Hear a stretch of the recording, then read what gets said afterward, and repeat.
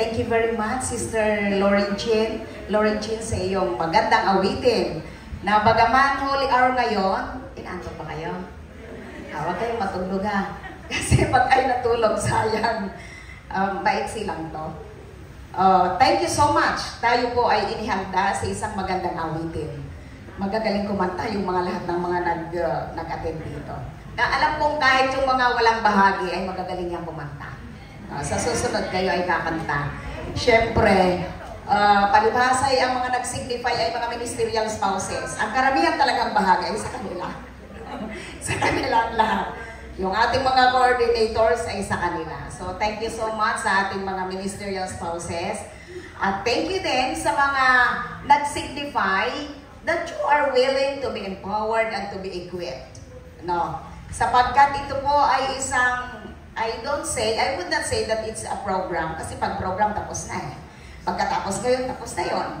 I would say that this is a ministry that is being spearheaded by the Department of the Women's Ministries. But however, dito sa baba, pag inyong nakita yung mga logo, ay mayroon dito nakalagay na mga logo ng iba't ibang department. Collaboration ng Ministerial Spouses Association, mayroong Family Ministries at saka Children's Ministries Department. So, I know mayroong mga Children's Ministries leaders dito. Mayroong Family Ministries leaders, but mostly yung mga yun ay hindi mga naka-attend. Pero mayroon din naman naka-attend na Family Ministries leader. And of course, our Women's Ministries leaders in our churches. And I would like to thank you sapagkat kayo ay mga masusunurin at saka talagang hinuhubog ng Panginoon habang lumilipas ang panahon para agayin din, mga kapatid, sa gawang kabanalan at pagtatapat ang kapwa mga kababaihan sa mga churches natin. Diba? Sabi ni Mrs. White sa kanyang book ay the greatest argument in favor of the gospel. Kasi tayo'y gospel talaga eh. Bagaman ito yung ministry, counseling, Christian counseling as a ministry, it's still yung ating pinakang goal ay yung gospel ay madala sa mga tao.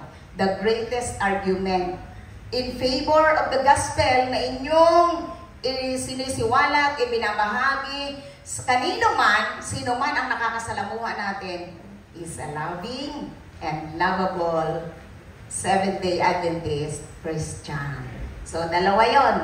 Loving, ibig sabihin ay mapagmahal, at kaibig-ibig. Ako kaya ay kaibig-ibig o irita? O nai-irritate ba ang mga tao the moment na kasama ako? O kaya ay kasama ng iba? Ano? So, loving and lovable Christian. Ngayong hapon, nasimula natin yung foundation ng ating Christian counseling, biblical foundation kagabi. At when we talk of this, ito'y hindi lamang ginawa recently ng mga nakarang panahon sa ating kapanahonan or noong una pa, but it has been started. It has been originated sa banal na kasulatan. Noon pa man. Kaya meron tayong biblical foundation ng ating counseling. Hindi yung worldly counseling. Hindi tayo yung pangsanlibutan. Yung iba, kaya medyo sila ay parang tapos sa kanila ang psychology, ang counseling nung unang kapanahonan kasi parang ang nakikita nila ay yung worldly. Pero sa atin hindi. Ano po? So, we will be talking about counseling as a ministry. Sabi po sa Hebrews 10:24-25, and let us consider how to stir up one another to love and good works. Stir up one another. Sa Tagalog ay sisikapin din nating gisingin ang damdamin ng bawat isa sa papaanong paraan, sa pagmamahal, sa kapwa, at sa paggawa ng mabuti. Not neglecting to meet together as it is the habit of some, but encouraging one another. Or, yung ating palalakasin ang ano daw po, ang loob ng isa't isa. Lalo na ngayong nakikita nating malapit na ang araw ng Panginoon. Hindi naman talaga, kumbaga ay yung matagal nang sinasabing Jesus is coming soon, talagang Jesus is coming the soonest. Mas madaling-madali na ang pagdating ng ating Panginoon. So let us steer up one another. So ating gigisingin ang damdamin ng bawat isa sa pagmamahal at sa mabuting gawa, at lalo higit ay palalakasin ang loob. Kagabi pa natin pinag-usapan ang Christian counseling, at yung techniques ni Jesus ay maliwanag na ipinagkaloob sa atin ng ating director ng SST, si Ma'am Gabin. At ito'y binanggit niya, the Christian counseling must lead to a change, di ba? Change. There will be a change in the client. The counselor is not the expert, but the expert is the client. Tayo lang ang naglilid sa kanya. Ginagabayan natin siya in the form of a question. It's not telling, but we do ask the questions para mapatubayan siya kung saan siya hahantong. Kasi alam niya yun. Alam niya yun. Hindi lang klarado at parang obscure maaari sa kanya na ano kaya ako'y magtanong. Okay? Another one. In Christian counseling, this is a therapeutic communication. Pagka sinabi natin therapeutic communication, yung mababanggit ng mga counseling facilitators, tayo yon ay mga salita na makapagbibigay ng lunas o kaya ng kagalingan sa kanyang emosyon. Hindi yun. Buti nga. Tama lang yan sa iyo. Kasi ganyan ang ginawa mo. So, it should be therapeutic communication. Now, another verse. Sabi po ng Isaiah 50 verse 4, the Lord hath given me the tongue of the learned, that I should know how to speak. Ano yung how to speak? Ano yung sasabihin daw niya?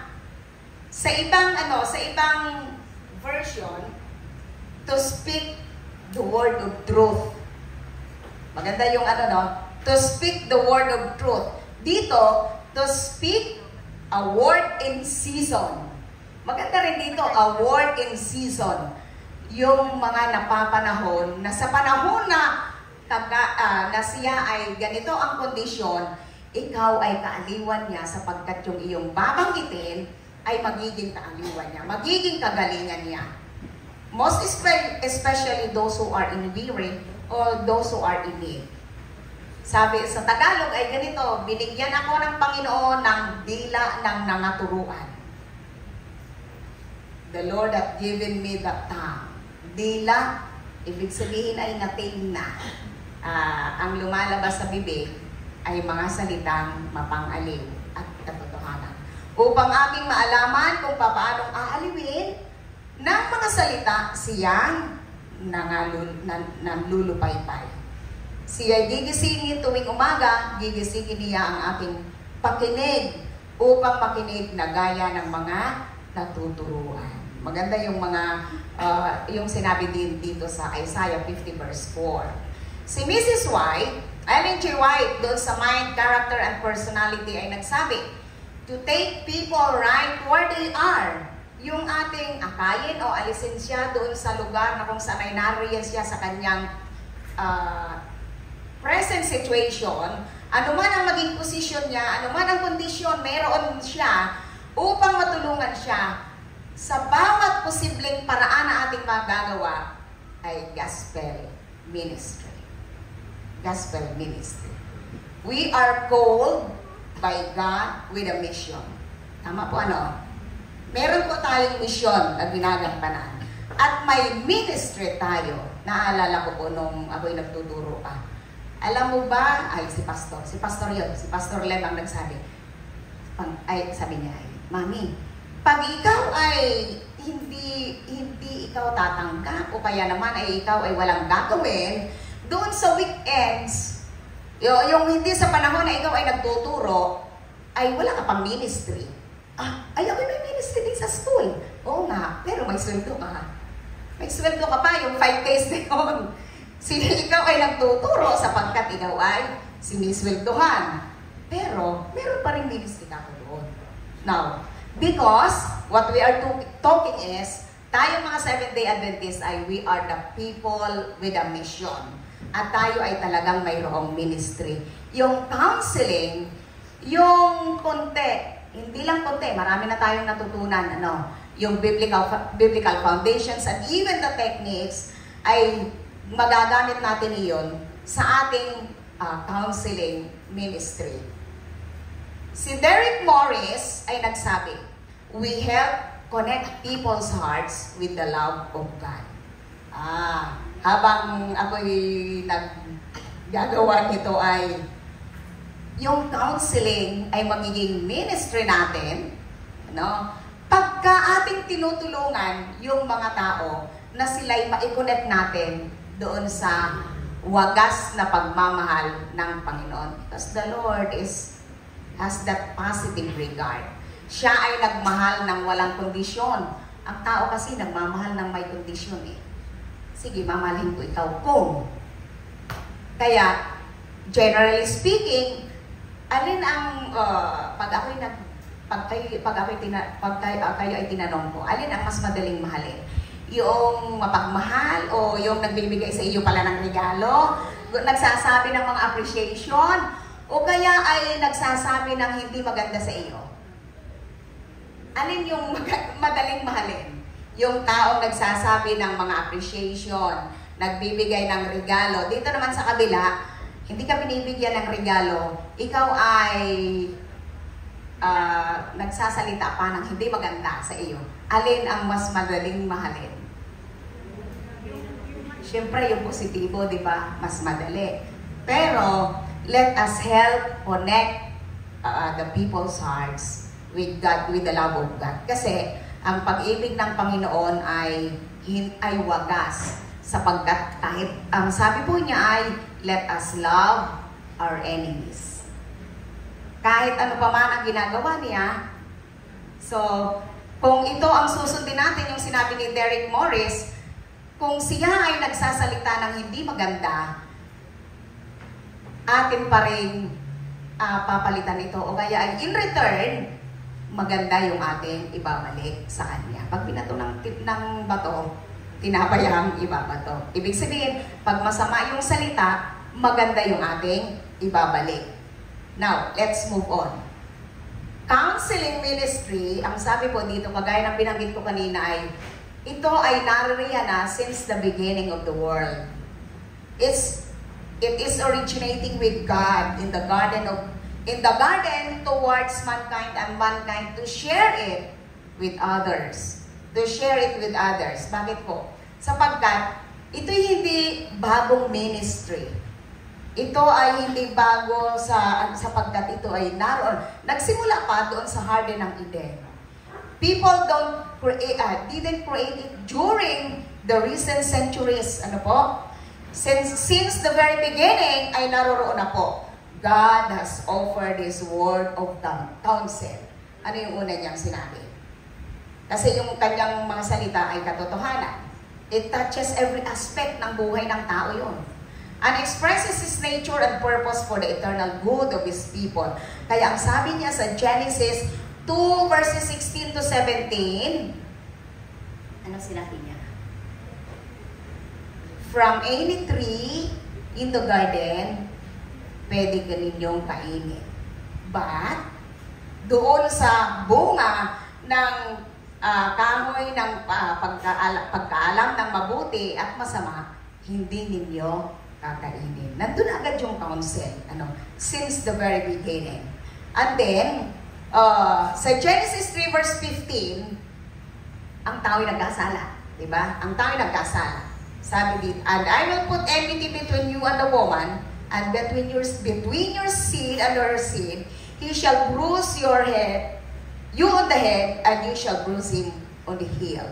Alam po ba ninyo mga kapatid na this is the Redeemer-focused counsel na nagsimula dun sa Genesis 3:15, na kahit pa nagkasala ang tao, ay hindi tayo pinabayaan.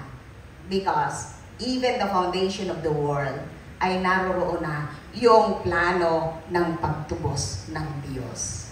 Napakabuti ng ating Panginoon. When we look back with the cross of Christ in mind, ano po? Christ-centered counseling began there. So, it's already there. Mula pa dun sa Garden ng Eden. Another one is, we can also consider the counsel to Moses. Sabi ni Jethro sa kay Moses ay, ilan ito? 600,000 men, hindi pa kasama ang mga babae at mga bata. Sabi niya, you will be worn out. Why not? May counsel agad. No, why not? Mayroong suggestion. Si Jethro, could you have a leader by thousands, by the hundreds, by 50s, and tens? At ito ay tinanggap ni Moses. There's the counsel. The book of Isaiah begins with God giving counsel through the prophet. Sapagkat ang sabi niya sa Isaiah 1 verse 2, listen, O heavens, and hear, O earth, for the Lord speaks. See? So, naroroon yung tagbilin at naroroon ang counseling ng ating Panginoon. The message of Joel opens with a similar statement na kagaya ng binanggit sa Isaiah 1 verse 2, hear this, O elders, and listen, O inhabitants of the earth. Napakarami pong mga example, no, since the very beginning doon sa Garden of Eden, na kung saan ay ang Diyos ang nagpahayag ng kanyang sarili sa kanyang mga salita para ang tao na nilikha niya ay mamuhay ng masagana and enjoy all the delights of fellowship with the Lord. Kaya naroroon yung ating standard ng counseling ay so that it will really be a ministry ay yung banal na kasulatan. Banal na kasulatan. Kagaya ng binanggit ni Pastor Gavin kanina, yung counseling ministry natin ay magdadala doon sa mga tao. It may be our kids, it may be our students, ano po? It may be our co-worker, or sino man, neighbors natin, kasama sa church, na sila ay madadala talaga doon sa, na sila ay maliligtas. Madadala sa paanan ng ating Panginoon. Now, when we talk of biblical counseling or the Christian counseling, it could be described as intense discipleship. Ito yung nilagay ko dito kasi nakita ko doon sa habang ako ay nag-browse sa internet. Sa ating organization, SDA, Seventh-day Adventist. Intense, matinding pagdidisipulo.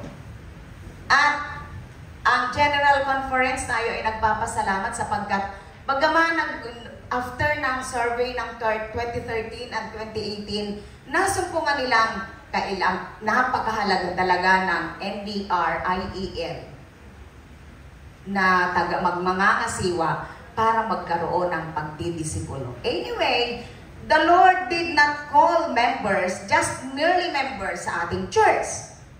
Ang banal na kasulatan sa Matthew 28:18-20 ay nakalagay doon na siya ay nagtawag ng mga disciples. So, intense discipleship pala yung Christian counseling. Alam niyo, pag yun ay talagang kahit hindi Adventist yun, at nasundan palagi natin, siya ay madadala. No? Madadala po natin sila. Kasi ang tayo'y nakabase, o ang basehan natin ang ating pagka-counseling, ay walang iba kundi ang banal na kasulatan. Like the discipleship, the goal is what? To become more Christ. Hindi lang basta change. The goal is to become more like Christ. But sometimes individuals need specialized attention for struggles, that are affecting their personal life or relationship with others, depending on the type of the problem. However, the Lord will not leave us nor forsake us with that. Now, ano ang goal and mission ng ating Seventh-day Adventist Counseling? This is to provide support to those hurting within the Seventh-day Adventist Church while providing only biblical methods that will ultimately bring them in a closer relationship with Christ. Yung binigay ni Ma'am Gavin mula kagabi ay talagang nakakunik. At nung buksan ko yung ating website, doon sa ating Seventh-day Adventist natin, ang nakalagay ay ang goal talaga ng ating mission ay yung ating SDA. Hindi basta Christian Counseling. SDA, Seventh-day Adventist Counseling. It's coming from us as Seventh-day Adventist ay magpo-provide tayo ng suporta sa lahat ng mga hurting, those who are in pain. At magpo-provide tayo ng biblical method. So, may method tayo. Sinabi ni Ma'am kanina. And then, binanggit din kagabi, yung method na nasa Ministry of Healing page 143. Na si Jesus ay nandoon ang concern, nandoon yung kanyang compassion and everything, mga kapatid. Now, whatever burdens lay heavily, cast them to the Lord, sabi ng ating propetesa. He that keepeth Israel neither slumbers nor sleeps, repose in God, tayo ay lumapit sa ating Panginoon. He is kept in perfect peace, whose mind is stayed on God. Now, para tayo ay maging, yung ating counseling ay, it will be really a ministry. Ito yung profile ng isang Christian counselor. That you have an identity.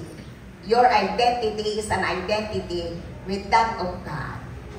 Yung ating sarili, nakaangkla sa ating Panginoon. May solid identity tayo sa ating Panginoon because our basis ng ating pagkatao ay walang iba kundi yung mga biblical truths na ating pinag-aaralan.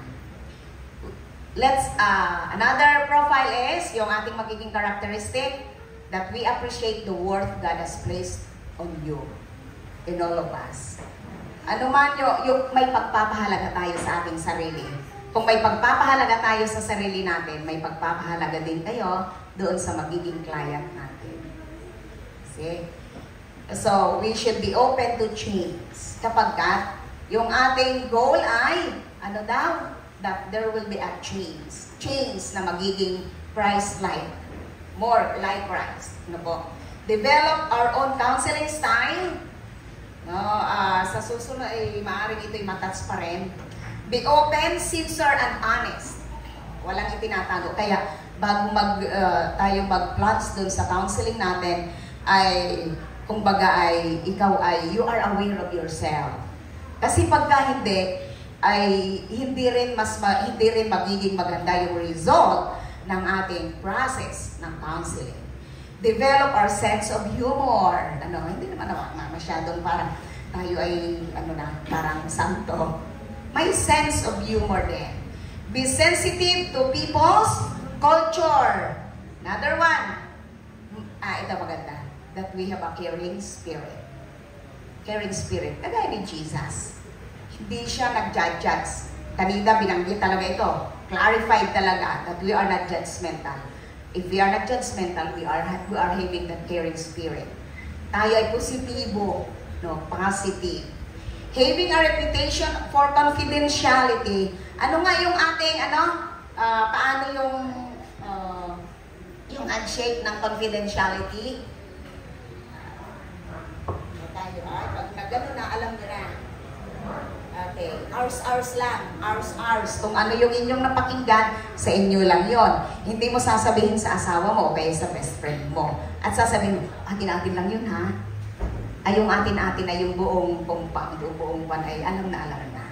Okay? So, confidentiality, mga kapatid. Be sensitive to human relationships. Ang laging problema ay relationship. That's why we have this Christian counseling. Do not display a passion to reform everyone. If you want a change, that change must be made first. Kanino? To ourselves. Sa sarili ko.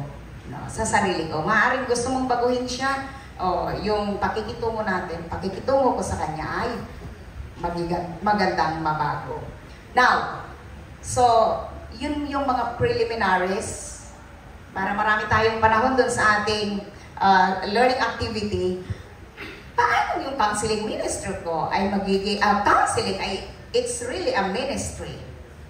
Or how to do the counseling ministry. Okay, may 4 lang ako dito. May talata tayo dyan sa Isaiah 50 verse 4. Siguro pag mayroon kayong iba pang version. The Lord God has given me the tongue of discipleship. Discipleship. To sustain the weary with a word. Ang word dito ay word of truth. Diba? Yung kaninang binanggit. Ibang version to. He awakens me morning by morning. He awakens my ear to listen as a disciple. Bilang disciple, bilang alagad ng Panginoon, ay ginigising tayo ng Panginoon every morning. Ano yun? Ano yung ginagawa natin every morning? Sa Women's Ministries Department ay keyword ito. Ano yun? We have the tag. Tag. Time alone with God. Meron din sa Children's Ministries Department, tag. Time alone with God. Kasi pag tayo ay rooted, talagang intentional at practice na natin para bagang hindi tayo parang masama ang pakiramdam ko pagka wala akong tag, nakagaya ng masama ang pakiramdam natin pag hindi tayo nakakain. Ibig sabihin, talagang you are developing a very intimate relationship with our God. Because He is the one awakening us so that we would listen to His word, being His disciple. Ano po? Now, how to do counseling? Or how is kailan? When will be that my counseling will be a ministry? Okay, number 1, competence and commitment. Pag sinabi natin competence, yung kakayahan mo, yung pagtatalaga mo. Pag meron kang, may lumapit sa atin na kapatid, yung kanina ay, alam mo talaga, ayun, no, alam po ninyo, may sasabihin ako sa inyo, ako'y buntis ng 3 buwan. Yung pagtatalaga natin sa Kanya para siya ay gabayan. Kasi as counselor, hindi tayo advisor. As counselor, may pagtatalaga tayo sa Kanya. Na kahit yung Kanyang karanasan, masamang karanasan, ay mapapanatiling ito ay, it would be that confidential, kung ayaw niya na ganito, or whatsoever. Sabi po dito sa talata ay, competence and commitment. He awakens my ear to listen as a disciple. Ang Panginoon, tayo po ay ginigising. Sabi ni Isaiah, ginigising siya para siya ay makinig sa kanyang mga salita bilang disciple. Magkakaroon tayo ng kakayanan. Kakayanan sa paggawa ng Christian counseling as a ministry sapagkat tayo ay rooted sa kanyang mga salita. We will be competent enough by using His word. And then yung pagtatalaga natin, pagtatalaga sa pagiging honest, pagtatalaga na sincere ka, samantalang ikaw ay pinaglilingkuran mo yung iyong kliyente. He awakens my ear to listen as a disciple. Tayo pala yung mas lalong magiging competent. Mas lalong magiging committed tayo in the ministry ng counseling kung yung kanyang salita magiging saliga natin standard. By listening to Him. Because we will only develop o kaya makikilala natin ang lubos siya.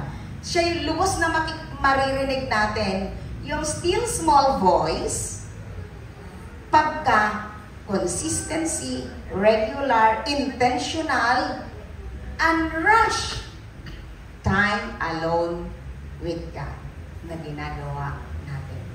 So, competence and commitment. Number 2, confront. Ano yung confront? Confronting. Haharapin mo, Haharapin mo. The Lord God has given me the tongue of discipleship. Binigyan niya na ako ng dila na nangaturuan. the tongue of the learned. No. Yung ibang version.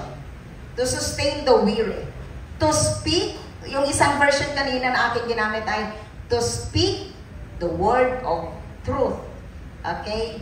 To speak the word of truth. Dito naman sa version na ito, to sustain the weary with a word. Pero hindi basta word ito, na ito ay salita ng katotohanan. We can confront, maaaring yung confrontation parang mahirap gawin. But, it can be easier pagka tayo po ay nakaangkla sa ating Panginoon and we are confronting sa magitan ng pagmamahal, telling the word of truth. Sapagkat binigyan na tayo, ito'y pangako ng Panginoon. Ito'y talagang assurance sa atin that we are given the tongue of the learned. Bakit? Sapagkat yung sasabihin natin ay mga salitang katotohanan. So, mga salita na kung saan ay, ito yung salitang papanghawakan ng ating layang. We can confront with the truth. Next, our counseling ministry, our counseling is a ministry if we can give comfort. To do counseling ministry, we can give comfort and we can commend. Okay, hindi yan gagamitin natin yung talata ha. If you have your Bibles with you, please open it sa Psalm 34 verses 18 to 19. The Lord is close to the brokenhearted and saves those who are crushed in spirit. Alam po ninyo na kahit ngayon ang sabi ng Deuteronomy ay hanggang sa pagdating ng Panginoon, ang mga poor, yung mga nariyang mahihina ay hindi aalisin ng Panginoon. Nariyan talaga yan sa inyong palibot para mahubog ang ating pag-uugali. So, yung bagong, ito, alam ko naman ay parang since 20, ako'y director na dito, naparinig ko na yung possibility ministries, pero parang naka-focus lang doon sa mga physically challenged. Yun lang, mga bulag, bingi, at saka kaya nagre-retreat, nagko-convention, yun lang. Pero, yung ngayong taon, talagang it has been elaborated. No? Bibigyan tayo ng, si ma'am ay naririyan. Sabi niya sa akin ay, under niya yung mga widows. You see? Mga broken-hearted, mga solo mothers, singles, mga orphans, what else? Yung mga mentally challenged, at marami pang iba. Ang Panginoon, very close siya dun sa mga ganito. Yung mga those who are crushed in spirit. Therefore, sa counseling natin, bilang counseling facilitators, magandang ang lalabas talaga sa ating bibig ay comforting words. To give comfort. Yung pang-aliw na mga salita. At tayo lamang ay maa-assure ng mga comforting words sa magitan ng kanyang ng Biblia. Kaya dun sa una, we will have that competence as a counselor pag tayo ay, we will take heed of Isaiah 50 verse 4. The Lord is awakening us. He awakens us each morning, every morning, that we would be able to hear and listen to His word as a disciple. So, comforting, giving the comfort, and giving commendation. And, of course, the last one is, yung goal natin is to promote change. It's not only a change, but a change that would be more like Jesus. Sapagkat ang goal natin ay dalhin sila sa pagkakilala kanino? Sa ating Panginoon. Nung kami po ay nasa Laos noong December, sabi ko kay Lester, alam mo anak, hindi na matutuloy yung missionary ng South Central Luzon Conference papunta dito sa Laos. Ay bakit mami? Sabi mo pupunta dito. Hindi kasi mahirap. But, I challenge you. Kayong dalawa, sabi ko, kayong mag-asawa, challenge namin sa inyo ni Daddy ay, sapagkat kayo ay naririto na, you have the great opportunity na mag-influence. Ikaw anak, diba sabi mo, ang ginagamit mo sa iyong mga artwork para sa iyong mga estudyante kahit noong nagtuturo ka ng elementary nung unang taon mo, ay unti-unti mong ipinapakilala, bagaman it's very masyadong strict sila na kailangan hindi man nila marinig ang ganito. Pero, di ba nabuksan ang kanilang kaisipan at sila ay naniniwala sa ganon? Itutuloy mo yun. Kasi kayo lang ang may oportunidad na makapag-impluensya ng tama dito sa mga Buddhist na naririto. Okay, that is, yung goal natin ay change. Para maipakilala talaga ang ating Panginoon. Ang talata po natin ay Romans 12 verse 2. Do not conform to the pattern of this world, but be ye transformed by what? By the renewing of your mind, then you shall be able to test and approve that what God's will is. His good, pleasing, and perfect will. Renewing of our minds. Sabi ng Philippians 2 verse 5 ay, let this mind be in you, which was also in Christ Jesus. Yung mind ng ating Panginoon ay mind na kung saan malalaman natin kung anong uri ng kaisipan mayroon ng Panginoon if we will be reading His Word. Philippians 4:8, whatsoever things are true, ay ano daw? Ating pag-isipan. Lovely, truth, what else? Marami. 4 verse 8, yung mga virtues, mind ng ating Panginoon. So, the change ay ating i-direct yung ating client sa isang pagbabago, hindi lang basta pagbabago na ng kanyang perception. Mayroon pa rin tayong yung pagbabago talaga ay yung main goal natin ay ating maipakilala ang ating Panginoon. Now, saan kayo pwedeng gumawa ng counseling ministry? You can do it at home. Kanina'y binanggit, our first mission field is our home. Hindi maganda, yes, we are serving the rest or the community na we do neglect our homes. Sa panahon, kanina ay binanggit din ni Ma'am, iiwasan natin ang pagtatanong ng bakit. Diba? Iiwasan natin. Samantalang kami po ay nag-devotional kanina ni Bani. Si Bani ay aking estudyante when we were in Rojas. Estudyante ko siya sa grade 6. Grade 6. Sabi ko, kami ay, ikinikwento ko, nire-relate, nagre-reflect kami yung mga nakaraan. Alam mo, marami din akong mga pagkakamali. Pero nung ako ay nag-aral, lalo na dun sa pag-take ng MA ko ay psychology, bagaman hindi ko natapos yung MA in education, I do not regret sapagkat ako nakatapos ng psychology. And that is a big difference sapagkat ang teacher, lalo ng principal, ang kanyang kasama, we are dealing with the minds of the teachers pag ikaw ng school. You are dealing with the relationship mo sa mga parents. You are also dealing with your own kids, di ba? Your own kids. At marami. So, yung bakit? Sabi ko kasi minsan kay Pong, bakit? Maganda naman yung tanong ko, Pong, bakit inano mo ito? Bakit ito? Inilagay mo dito. Sabi niya, Mami, nagagalit ka pa. Nagagalit ka pa, Mami. Kasi, yung salitang bakit. Alam niya yun. Kasama ko siya sa aking pag-aaral ng MA at siya ay 8 months old pa lang nung kami dumating dito. So hanggang ako'y nag-graduate, kasama ko sa klase. Alam niya yun. Diba?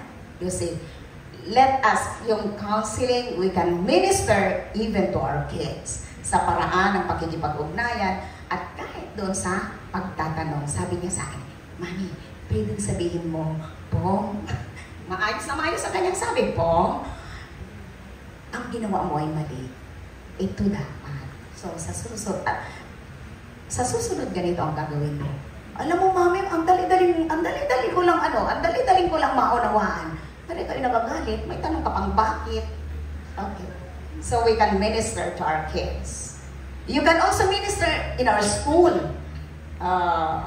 Ako ay nagturo for 17 years. Doon sa 17 years, marami ding palpak sa paraan ng pakikipag-ugnayan. Ano po?